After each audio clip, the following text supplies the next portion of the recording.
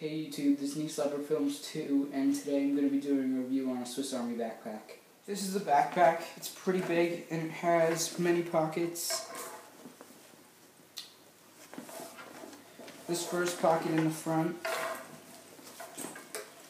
has a lot of little compartments for things such as your cell phone or pencils or an iPod.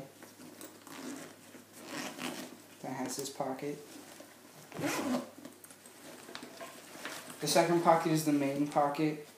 You could store books or whatever else you would need in there. This has an iPod compartment, and it also has something that you could run your headphones through. And the final pocket is one that you could store your laptop in. It fits laptops up to 15.6 inches. And it also has a pocket that you could put like CDs or something in. And another pocket down there. It has cup holders on the sides.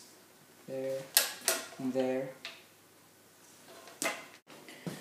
This backpack has very comfortable straps with a lot of padding, and it also has thick back padding, so it's very comfortable to wear.